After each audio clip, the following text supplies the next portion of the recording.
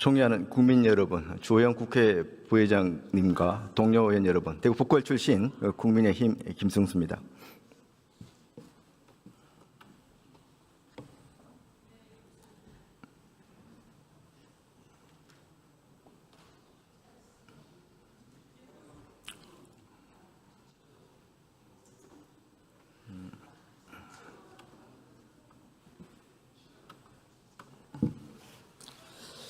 예, 총리님 좀 나와주시죠.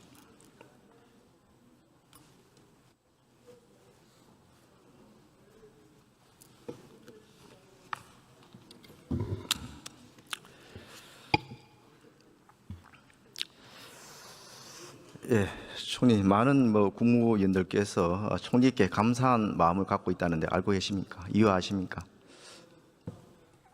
글쎄요. 말씀 주십시오.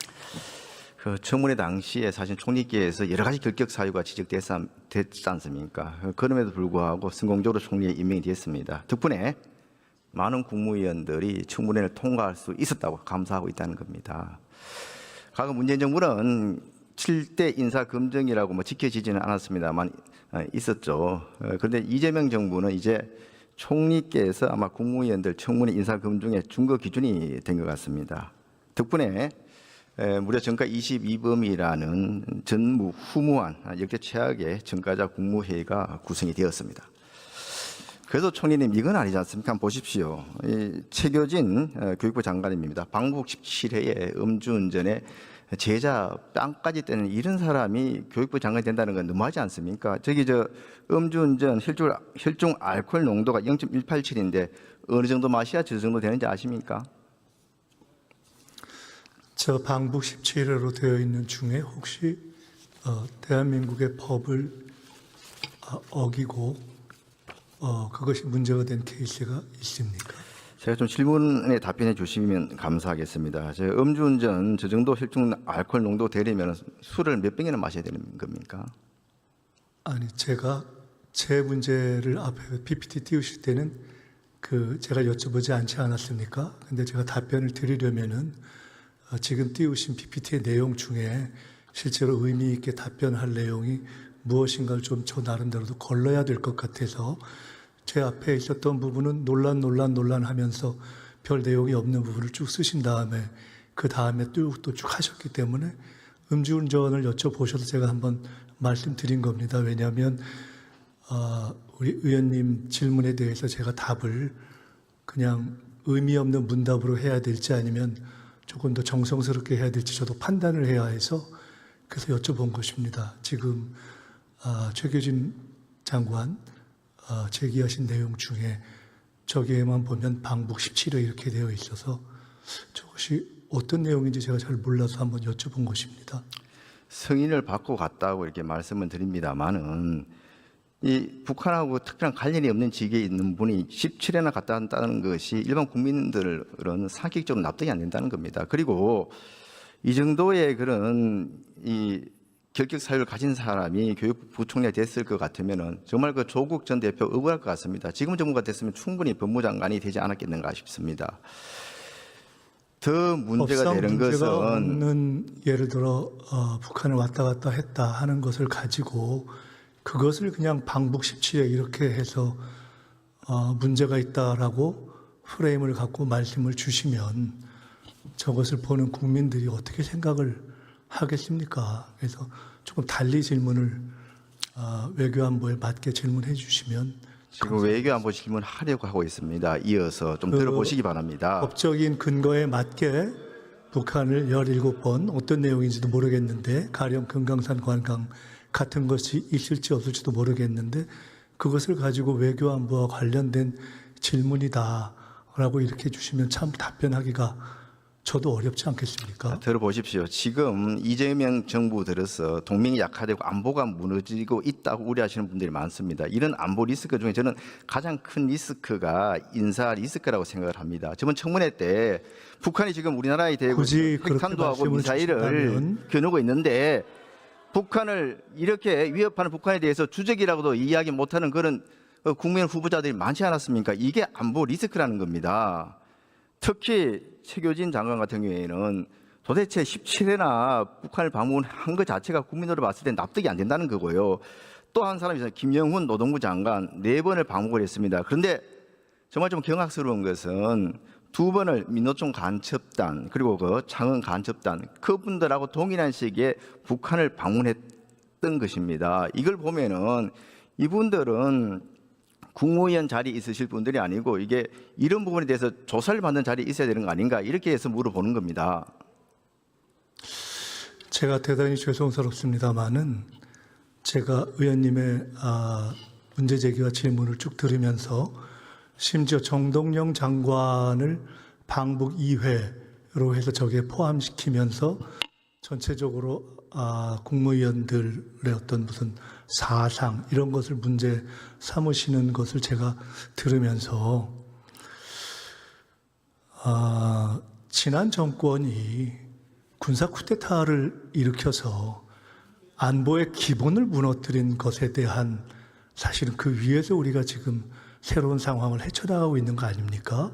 그 부분과 별개로 제가 다른 국무위원들을 다 별개가 문제 아니라 삼지는 않습니다. 법적으로 문제가 안 되는 것을 최교진 장관 가지고 또 김영훈 이렇게까지 장관에 질문을 대해서는 하시면 이 문제를 지혜에도 제기해야 기본이 되는 거 있는 거 아닙니까? 아니겠습니까? 지금 저것을 질이라고 보기는 어렵지 않습니까? 솔직히.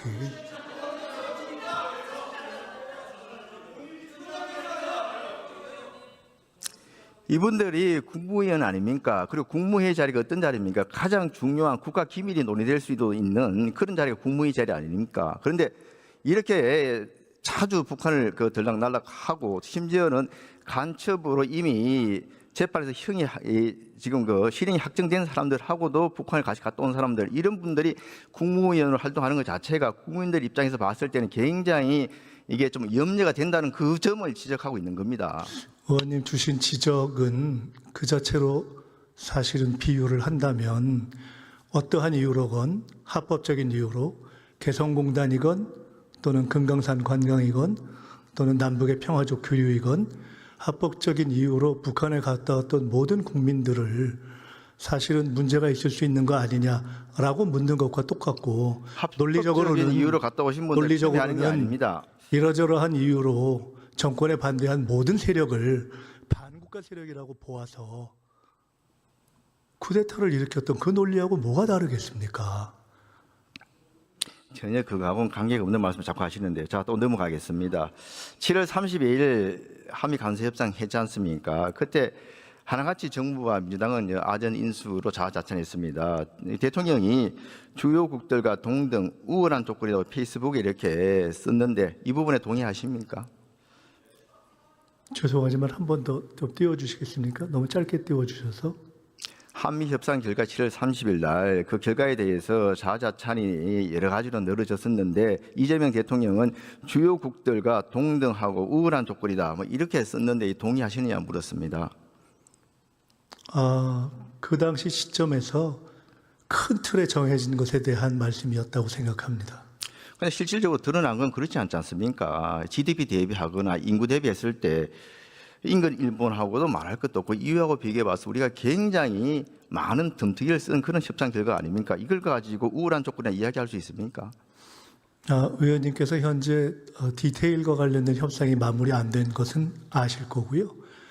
예를 들어 일본과만 놓고 비교할 때 큰 틀에 있어서는 일본의 GDP 또 우리의 GDP 상황을 놓고 볼 때 예를 들어 마스가 프로젝트에 들어있는 1,500억 불 이런 부분들을 제외한다면 일정하게 동등한 조건이다 이렇게 이야기할 수 있었다고 봅니다. 그 3,500억 투자 조건에 대해 가지고도 그때 미국 측 발표와 우리 측 발표가 달랐는데 실질적으로 지금 미국 측 발표를 지금 고집하고 있고 거기에 우리가 지금 합의를 못 해주고 있는 거 아닙니까? 그럼에도 불구하고 합의 잘 됐다고 얘기했던 거 아닙니까? 자, 8월 25일 날 그래 대통령이 트럼프 대통령하고 실무회담했습니다. 그때 총리께서도 결과에 대해서 한 말씀 거두셨는데 한미 정상들 즐겁게 웃고 끝났으면 성공한 회담이다. 지금도 이 말씀 그대로 지금 하실 수 있습니까? 대통령 간의 정상 간의 관계가 결정적으로 가장 중요하다 정상회담에서 라는 점에 비추어 본다면 그 점에 관해서는 저는 여전히 대단히 성공적인 회담이었다 이렇게 봅니다. 이때 지금 트럼프 대통령 직접 만나러 뭐 하러 가셨습니까?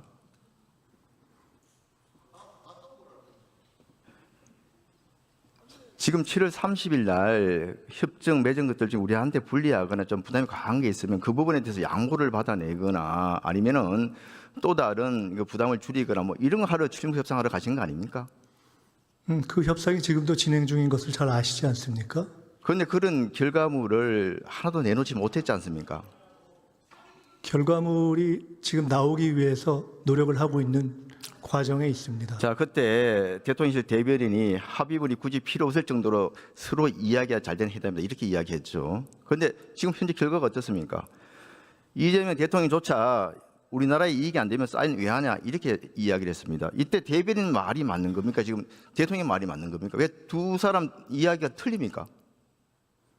네, 큰 틀에서의 틀은 그때 정해졌고 구체적인 디테일에 대해서는 여전히 치열한 국익. 그렇게 이야기가 잘 됐으면은 왜 지금까지 질질 끌고 있습니까? 이게 대변인이 대통령실 대변인이 국민을 대놓고 국민한테 대놓고 지금 거짓말한 거 아닙니까?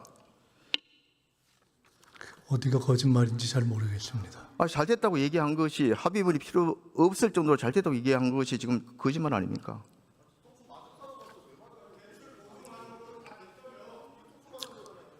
자, 그리고요. 지금 우리가 3,500불도 모자라 가지고 이 트럼프 대통령이 만나가지고 실무 협상할 때 기업들이 $1,100 추가적으로 직접 투자 이렇게 또 한다고 더 오히려 우리가 더 덤태기를 쓰지 않습니까? 그런데 돌아온 게 뭡니까? 이렇게 1,500 더 추가적으로 투자하겠다 해놓고 나서 좀 조지아주 그 사태가 벌어진 거 아닙니까? 간슬개를 다 퍼줬다는 말도 팩트에는 맞지 않는 것 같고요.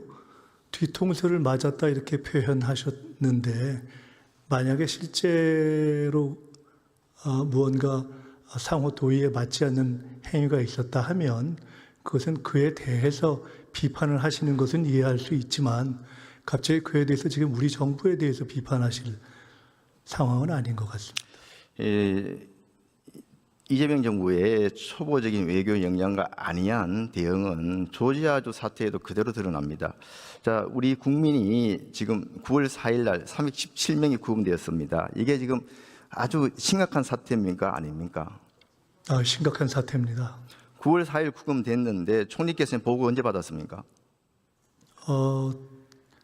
바로 그 상황 직후에 들었습니다. 그러면 총리께서 외교부 또 산업부 이런 관계 장관들하고 회의하셨습니까? 저 상황은 벌어지자마자 대통령실을 중심으로 해서 회의가 진행됐고 제가 그 상황을 알고 있었습니다. 대통령실을 중심으로입니까? 대통령 주재입니까? 대통령실을 중심으로 했다 이렇게 말씀드리겠습니다. 대통령 안 보입니다. 대통령은 알고 계셨습니다. 알고는 계셨겠죠. 대통령은 9월 4일 구금이 됐는데 그리고 이미 그에 대해서 9월 4일 구금이 전력을 됐는데 다해서 대책을 세워라라는 지시가 나왔다는 것이 이미 대변인을 통해서 나와 있었습니다. 이렇게 심각하고 중대한 사항에 쇠사슬도 묶이고 수갑을 채워가지고 구치소에 지옥 같은 생활을 보내고 있는데 대통령의 응급은 이틀이나 지난 9월 6일 그것도 직접 이게 메시지를 낸 것도 아니고 외교부 장관을 통해서 발표를 합니다.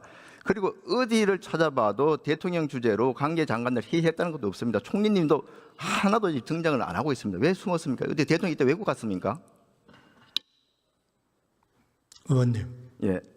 저 직후에 장관들이 다 움직이고 현지에서 대책본부가 꾸려지고 실제로 바로 이후에 여러 가지 협의가 진행된 것을 아시지 않습니까? 주무장관, 외교부 장관 현지에 갔습니까? 언제 갔습니까? 그 구체적인 날짜는 다시 한번 확인해 보십시오. 9월 6일 날 앞서도 지적이 있었습니다만은 대사도 없는 주미 대사관, 총영사도 없는 아틀랜타 총영사에 다 맡겨놓고 장관은 9월 8일이 돼서야 워싱턴으로 갔습니다. 외교부 장관은. 이때까지도 대통령은 안 나타나고 있습니다. 제가 대통령이 뭐 하셨는지 이렇게 봤더니 9월 5일 날 전통시장 방문했습니다. 그리고 9월 6일 날은 이렇게 영화 보러 가가지고 영부인하고 영화 보러 가서 이렇게 판대수하면서 웃고 있습니다. 317명이라는 많은 한국인이 구금돼가지고 지옥 같은 생활을 하고 있는데 이렇게 웃음이 나오고 영화 보러 갈 그런 정신이 듭니까? 이게 국민을 사랑하는 대통령입니까? 국민의 안전을 걱정하는 대통령입니까? 이렇게 하시면 총리께서 확실하게 건의를 하셔야죠. 이게 심각한 상황이니까 빨리 조치를 하시라. 대통령 전용기를 통해서 장관들 보내서라도 빨리 해결 좀 시켜야 된다. 이런 건의하셨습니까? 의원님, 죄송하지만 제가 이런 말씀까지 드리고 싶지는 않은데 이 상황에서 대통령이 사실상 여러 가지 지휘를 다 하고 있는 것이 명백히 드러나 있는 상황에서 지금 저런 제가 참 뭐라고 답을 해야 될지 좀 사실 제가 지금 진행하시는 말씀을 들으면서는 초반부에 제기하셨던 그 여러 가지 국무위원들에 관련한 것과 유사한 수준, 제가 수준이라는 표현을 써서 참 죄송합니다만은 그래서 사실은 솔직하게 답드리기가 좀 어렵습니다. 아니 대통령이 다 지휘해서 진행되고 있는 걸 모르십니까? 그러니까 이게 그리고 대통령께서 이게 전면에 나서서 지시를 하실 그리고 외교부 하셔도 장관이 아주 그런 움직이지 아주 않으면 그냥 사소한 어떻게 사건입니까? 현지에서 애틀란타 총영사관에 주미 총영사가 파견돼서 대책본부를 꾸렸겠습니까? 국내에서는 이거보다 훨씬 적은 사건을 대통령이 직접 따라 내려가가지고 여러 가지 좀 쇼를 많이 했지 않습니까? 근데 왜 이렇게 중대한 사안에 대해서는 앞에 안 나서느냐 그거 아닙니까? 트럼프 대통령하고 오해를 풀었고 그렇게 스마트하게 칭찬을 받았으면은 직접 전화 통화도 하셔가지고 이 부분에 대해서 강력하게 항의하고 빨리 조치를 취하도록 요구를 했어야 될 거 아닙니까? 의원님, 대통령께서 저 사건 직후에 우리 국민들의 안전을 지키기 위해서 총력을 다하라는 지시를 내리고 그에 따라서 정부가 일사불란하게 움직였다 하는 것이 이미 기사가 나와 있습니다. 그 정도를 보시고 그냥 말씀을 하시면 되시지. 지금 제가 좀 답변드리기가 참 그렇습니다. 지금 한미 간세 협상이 무엇보다도 중요한 현안 맞습니까? 그렇습니다. 그러면은 이 협상에 조금이라도 좀 장애 지장이 될 만한 이런 것들은 자제하는 게 맞죠. 네, 말씀 주십시오. 지금 순복음교회 또 김양 목사 압수수색, 오산기지 압수수색 그리고 중국 특사 파견 이런 것들이 중요한 협상을 앞두고 다 벌어집니다. 관계가 없다고 강변하시는데 정말 관계가 없다고 생각하십니까?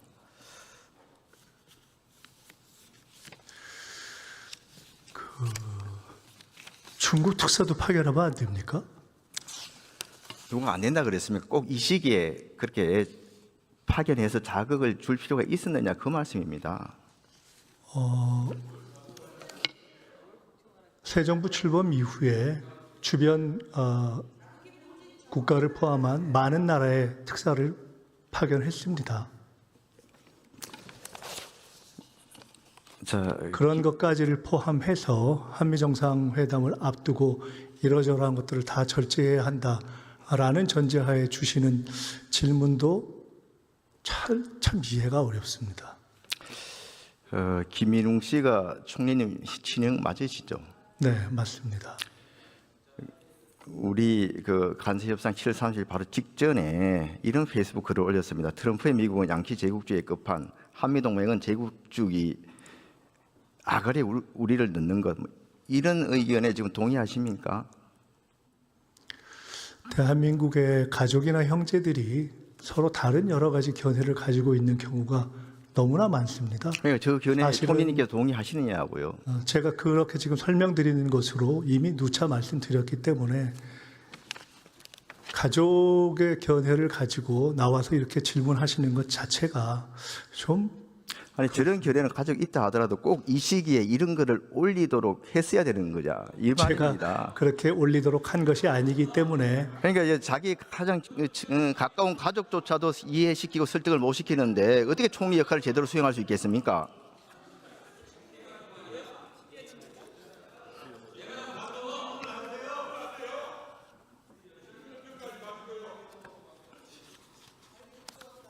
제가 굳이 답을 드릴 필요를 느끼지 못합니다. 다른 질문 넘어가겠습니다. 대구 K2 공항 이전 사업 알고 계시죠? 네. K2 공항이 군사공항이고 암호공항 맞죠? 이런 군사공항, 안보공항 이전하는 것은 국가 책무 아닙니까? 큰 틀에 있어서는 뭐 그렇게 볼 수도 있습니다. 다만 그것을 구체적으로 어떠한 재정 방식으로 하느냐 그것은 또 별개의 문제라고 생각합니다. 그러니까 그 비용과 책임을 지자체에 다 떠넘기는 것은 다른 지역과 비교해도 형평성에 맞지 않습니다. 가덕도 민간공항인데 다 전액 국비를 하고 그렇습니다. 그리고 광주 군공항 이전은 TF까지 지금 구성해서 논의하고 있지 않습니까? 대구공항도 같이 해야 되는 거 아닙니까? 이렇게 논의를. 많은 문제 제기가 있는 것을 알고 있고요. 그 문제 제기까지를 다 포함해서 참고하겠습니다. 이 국가 군공항이자 안보공항이고 지금 많은 대구 시민들 피해를 입고 있는 만큼 이 국가적인 책임감을 가지고 이 부분에 대해서 살펴주시길 부탁드립니다. 네, 들어가십시오. 네, 잘 알았습니다.